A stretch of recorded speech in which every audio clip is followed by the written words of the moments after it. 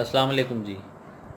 اچھا، جو باپ اور بیٹی کا رشتہ ہوتا ہے وہ بہت ہی زیادہ پیارا خوبصورت رشتہ ہوتا ہے، اور بڑا ہی حسین رشتہ ہوتا ہے۔ اس کی آپ جتنی تعریف کریں کم ہوتی ہے، کیونکہ بیٹیوں کو اپنے باپ سے بہت پیار ہوتا ہے، اور یہی معاملہ باپ کی طرف سے بھی ہوتا ہے۔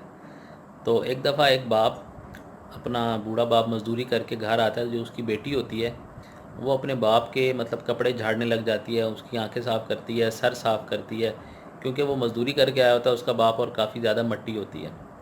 تو وہ جو باپ ہوتا ہے اس کا بہت زیادہ خوش ہوتا ہے، اور اپنی بیٹی کو بہت دعائیں دیتا ہے، اور اسے کہتا ہے کہ بیٹی تمہیں مجھ سے کتنی محبت ہے، کتنا پیار ہے، جیسے ہی میں گھر آیا ہوں تم نے مجھے بالکل صاف ستھرا کر دیا ہے جھاڑ جھاڑ کر۔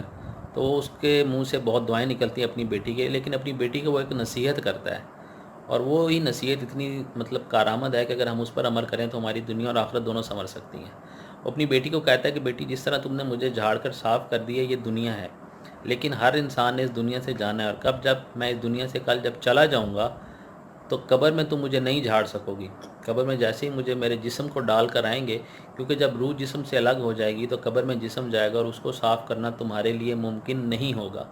تو میرے جسم کو سکون صرف میرے اعمال دیں گے، کیونکہ مرنے کے بعد میں جو چیز اپنے ساتھ لے کے جاؤں گا وہ تم نہیں ہوگی، وہ میرے اعمال ہوں گے، یعنی میرے اعمال مجھے فائدہ دیں گے، میرے اعمال مجھے صاف کریں گے۔ اس لیے میری بیٹی، کوشش کرو کہ دنیا میں ایسے اعمال کرو جو آخرت میں تمہارے لیے فائدہ مند ہوں اور تمہارے لیے سکون کا باعث بنے، جیسے کہ دنیا میں تم میرے لیے سکون کا باعث بن رہی ہو۔ تو وہ بیٹی بہت خوش ہوتی ہے، اور اپنے بابا سے وعدہ کرتی ہے کہ میں انشاءاللہ ضرور ایسے عمل کروں گی جو مجھے دنیا اور آخرت دونوں میں کام آئے۔ تو یہی ایک حقیقت ہے کہ دنیا میں ہم جو اچھے عمل کر لیں گے، ہر کوئی یہی کہتا ہے، اور یہی ایک حقیقت بھی ہے کہ وہی عمل ہمیں آخرت میں، قبر میں اور قیامت کے دن کام آئیں گے۔ باقی ساری چیزیں تو ادھر ہی رہ جائیں گی۔ جسم جس پہ ہم اتنی توجہ دیتے ہیں، اتنی ٹیپ ٹاپ جس کی بناتے ہیں، اور جس کو کیونکہ ہم نے اس کو سامنے شو کرنا ہوتا ہے، چہرہ نظر آتا ہے، ہاتھ پاؤں نظر آتے ہیں، تو ہم اس کی صفائی کا بہت خیال کرتے ہیں۔